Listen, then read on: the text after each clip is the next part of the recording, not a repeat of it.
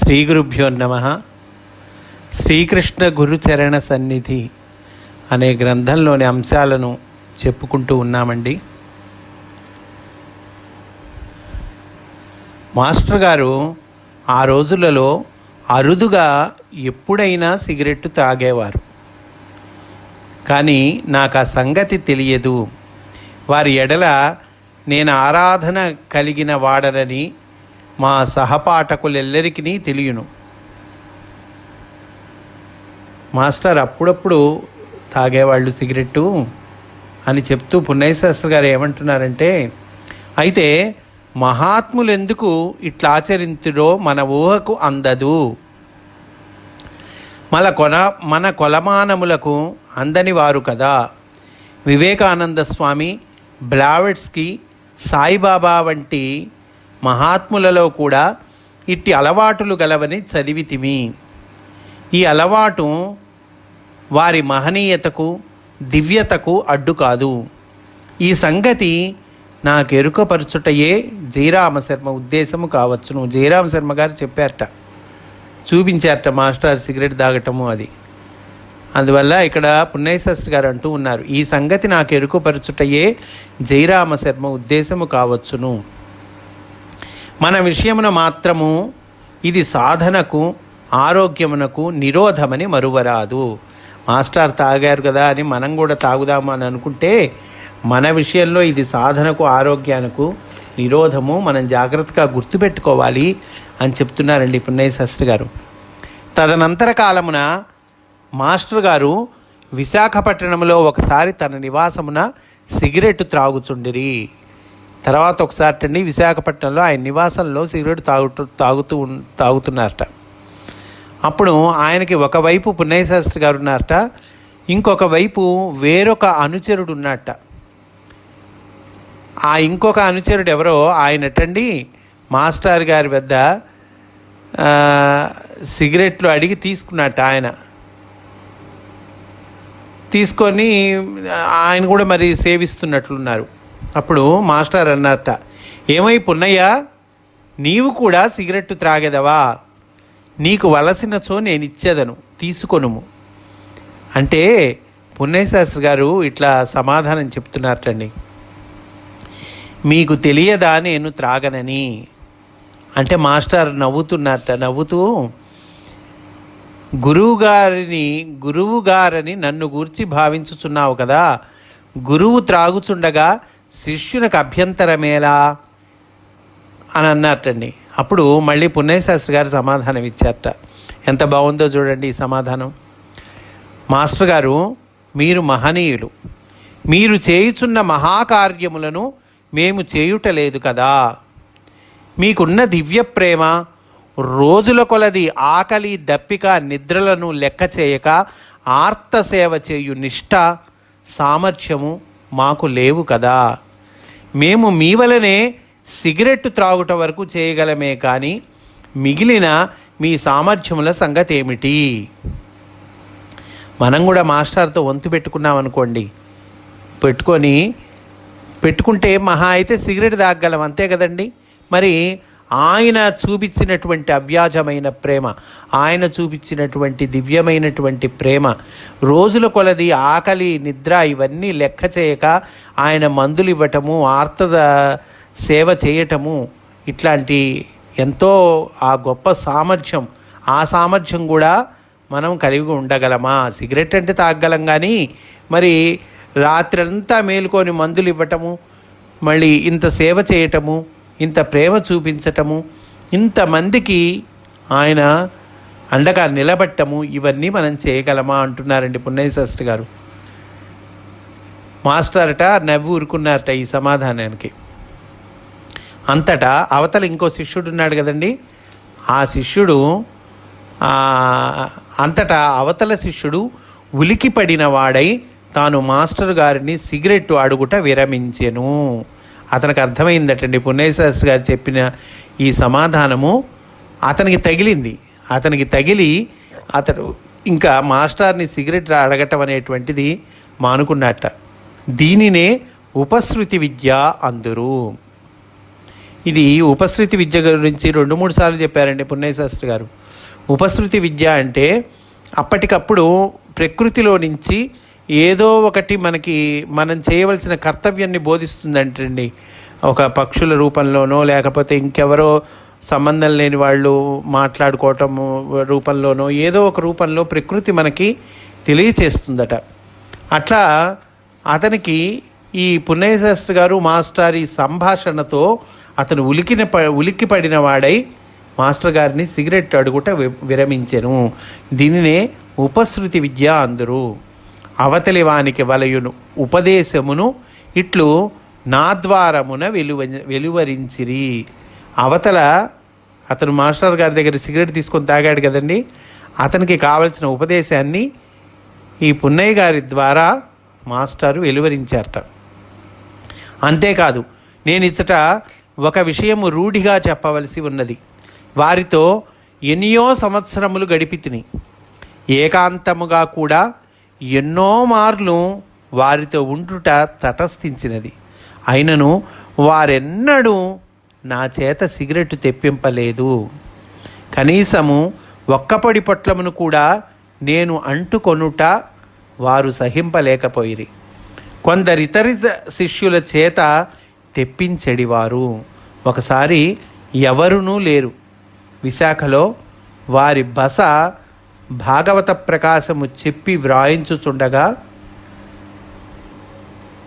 భాగవత ప్రకాశము చెప్పి రాస్తున్న సందర్భంలో అండి, ఆయన మాస్టర్ డిక్టేట్ చేస్తుంటే రాస్తున్న సందర్భంలో నడుమ కొద్దిసేపు విరామము, మధ్యాహ్న సమయము.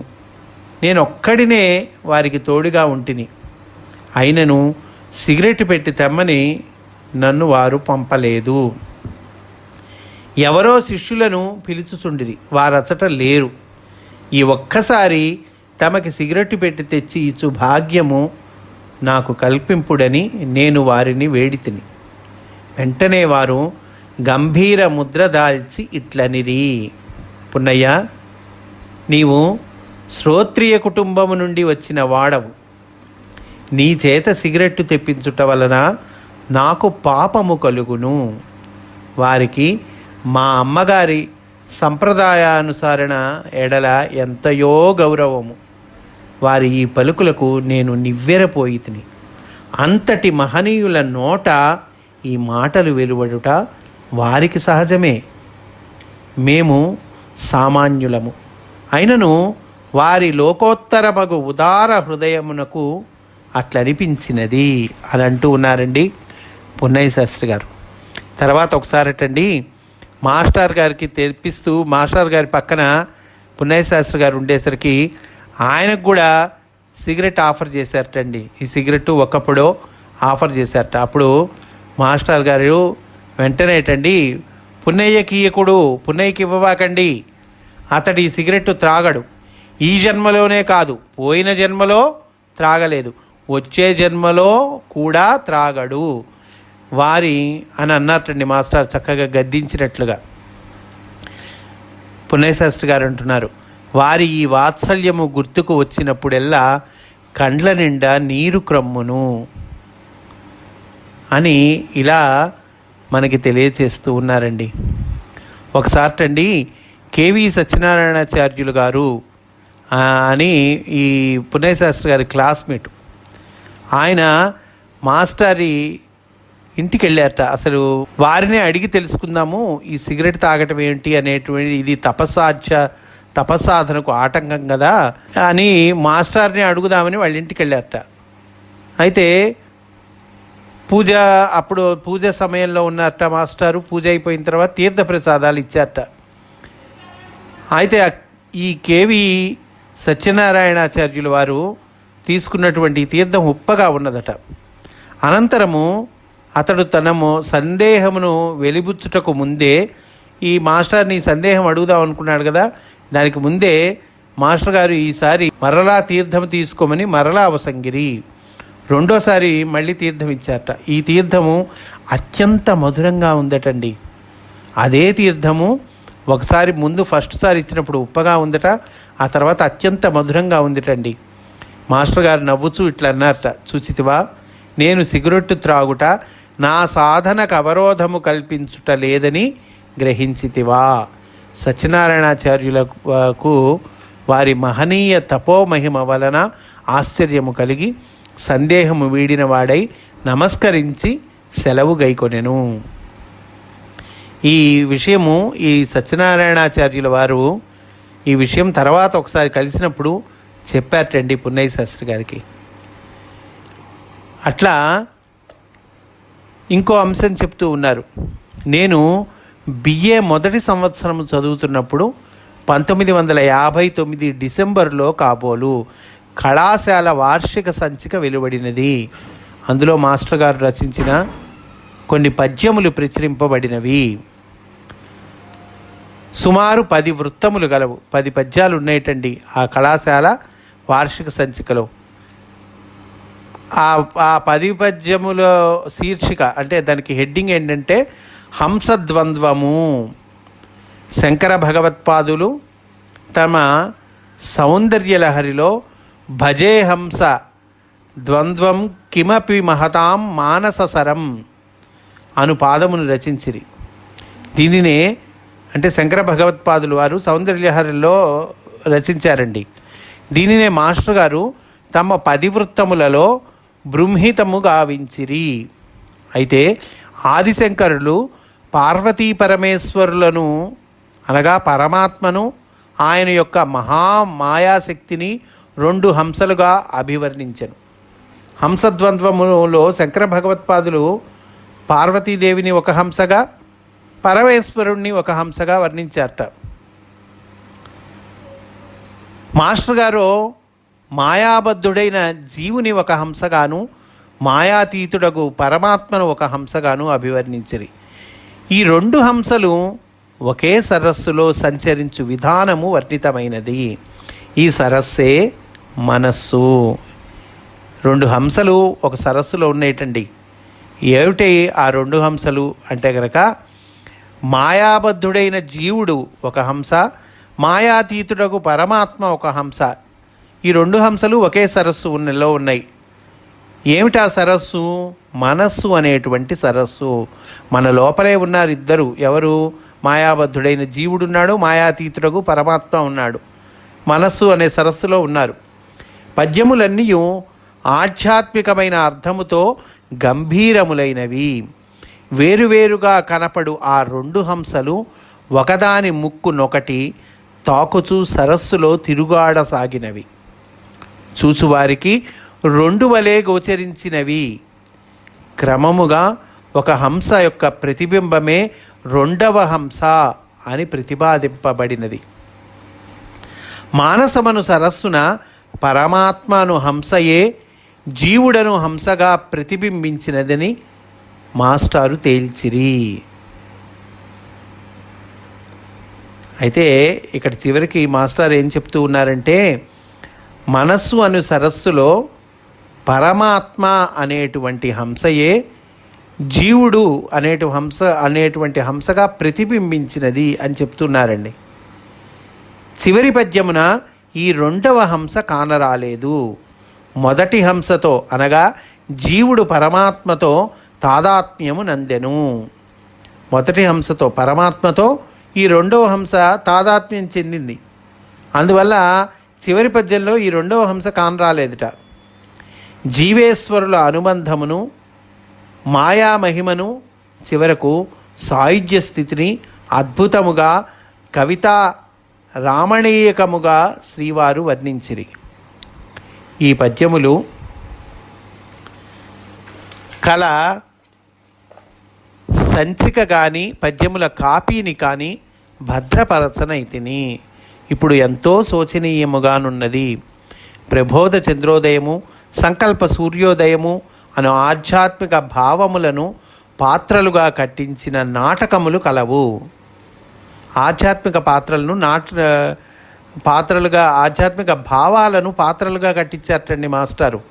పాత్రలుగా కట్టించి నాటకం రాశారట. ఏమిటి ఆధ్యాత్మిక భావాలు అంటే కనుక ప్రబోధ చంద్రోదయము, సంకల్ప సూర్యోదయము. వీటిల్ని ఈ భావాలను అంటే పాత్రలుగా ఏర్పాటు చేశారటండి.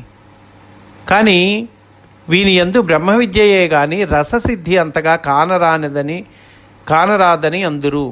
మాస్టర్ గారు రచించిన ఈ పద్యముల వంటివి వ్యాస వాల్మీకుల రచనలతో పోల్చదగినవి.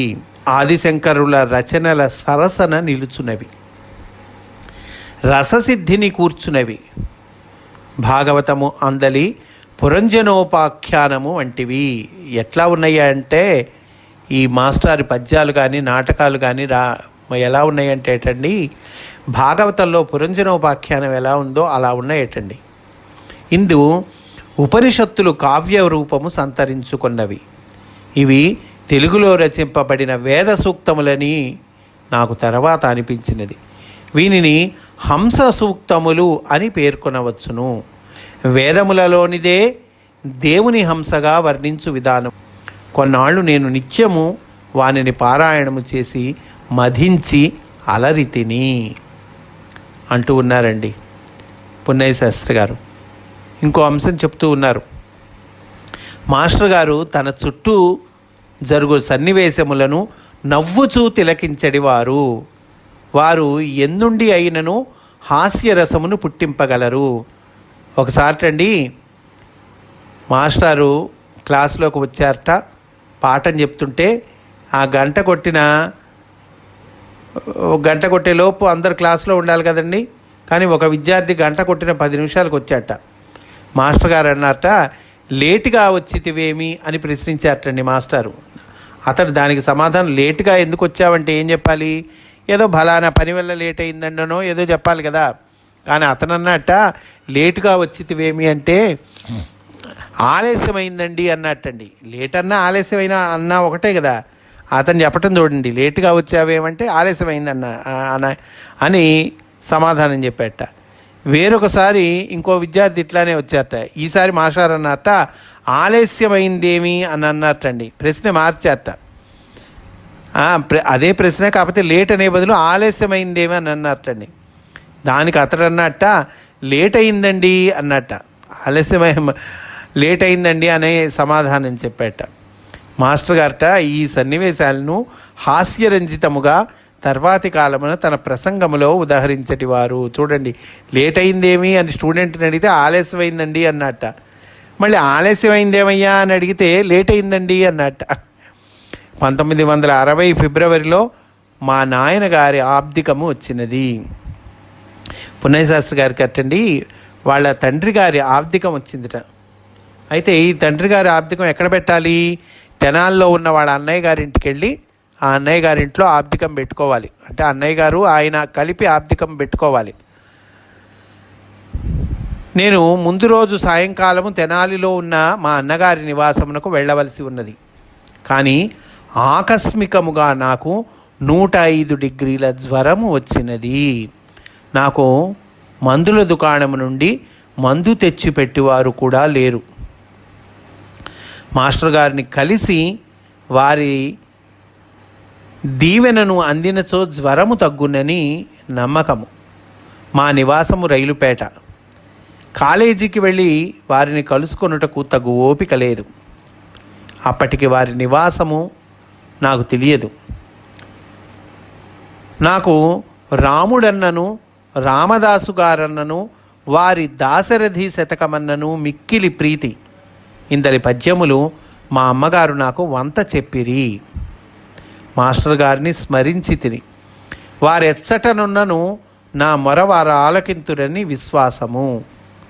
దాశరథి శతకమందలి పద్యములన్నీ శ్రద్ధాభక్తులతో నోటితో పాడి తిని శతకము పూర్తి అయినది. నాకు జ్వరము నార్మల్కి వచ్చినది. చూడండి, శ్రద్ధాభక్తులతో మాస్టర్ని స్మరించి దాశరథి శతకమందలి పద్యాలు చదువుకున్నారటండి, నోటితో పాడారట చక్కగా. శతకం పూర్తయ్యేసరికి జ్వరం నార్మల్కి వచ్చేసిందటండి. సాయంకాలము 5:20 తెనాలి వెళ్ళు రైలు బండి కలదు. 5 గంటలకు జ్వరము తగ్గినది. మా అమ్మగారితో కలిసి తెనాలి వెడలి తిని మరునాడు మా నాయనగారి ఆబ్దికమున పాల్గొంటిని. రాముని దయ, రామదాసు గారి శతక మహిమ మాస్టర్ గారి ఆర్తత్రాణ పరాయణత్వము అట్టివి. మా అమ్మగారును నాకు భగవదనుగ్రహమునందలి ప్రత్యయమును పురికల్పిరి. తదనంతర కాలమున శ్రీవారు దాశరథి శతకమును వేనోళ్ల కొనియాడిన సందర్భమున నేనుంటిని. వారు రామదాసు గారి భక్తిని కీర్తించిరి. తెలుగు భాషలో శతకములెన్నయో ఉన్నవి. చాలా శతకములలో మకుటమొకటియే. తెలుగు భాషలో శతకాలు చాలా ఉన్నాయండి. చాలా శతకాల్లో మకుటం ఒక్కటే ఉంటుంది. దాశరథి శతకంలో దాశరథి కరుణాపయోనిధి అను 2 మకుటములు కలవు. దాశరథి శతకానికి ఒక ప్రత్యేకత ఉందటండి. ఏంటయ్యా ఆ ప్రత్యేకత అంటే కనుక, దీనికి 2 మకుటాలు ఉన్నాయి. ఏమిటా 2 మకుటాలు అంటే కనుక, దాశరథి కరుణాపయోనిధి. మకుటము అంటే ప్రతి పద్యంలో చివర కామన్గా వచ్చేటువంటి వర్డ్స్ అండి. కనుక దాశరథి శతకంలో దాశరథి కరుణాపయోనిధి అని ప్రతి పద్యంలో చివర వస్తుంది. ఇవి 2 మకుటాలు ఉన్నాయి, ఇదే ఇందులో ప్రత్యేకత అని చెప్తూ ఉన్నారు. దీనికి ఈ 2 మకుటాలు ఉండటానికి శ్రీవారు ఇట్లా వివరణ ఇచ్చారట. చాలామంది దేవుని తమ మకుటములతో పిలిచిరట, కానీ స్వామి నుండి బదులుగా స్పందన రాలేదు. కానీ రామదాసు గారు దాశరథి అని స్వామిని గుండె లోతుల నుండి పిలవగానే రాముడు ఓ అని బదులుగా నినదించడి వాడట. దాశరథి అని రామదాస్ గారు పిలిస్తే శ్రీరామచంద్రమూర్తి అటండి ఓ అని బదులు ఇచ్చేవాటండి. అంతటా రామదాసు గారు శ్రీరామచంద్రమూర్తి బదులివ్వగానే రామదాసు గారు రాముని దయకు మురిసిపోయి భక్త్యున్మత్తులై కరుణాపయోనిధి అని కేక వేసడి వారట. మాస్టర్ గారి ఈ వివరణము నన్ను ఎంతయో మురిపించినది. చూడండి, 2 మకుటాలు ఉండటానికి కారణం ఏంటంటే, మొదటి మకుటము దాశరథి అన్నదేమో రామదాసు వారు శ్రీరామచంద్రమూర్తిని పిలవటము, ఆయన దగ్గర నుంచి ఓ అని సమాధానంగా రాగానే ఈయన ఆహా ఎంతటి దయామయుడవయ్యా నువ్వు అని చెప్పేసి రామదాసు గారు కరుణాపయోనిధి అని అనేవాళ్ళటండి, అని కేక వేసేవాళ్ళట. మాస్టర్ గారి ఈ వివరణము నన్ను ఎంతో మురిపించినది. రామదాసు గారి వలనే ఇట్టి ధన్యతను అందవలెనని స్ఫూర్తినొసంగినది అని చెప్తూ ఉన్నారండి. కనుక ఇట్లా అనేక అంశాలను పున్నయ్య శాస్త్రి గారు మనకి తెలియచేస్తూ ఉన్నారు. రేపు కొత్త చాప్టర్లోకి మనం ప్రవేశిద్దాము అని తెలియచేస్తూ స్వస్తి. వాసుదేవ.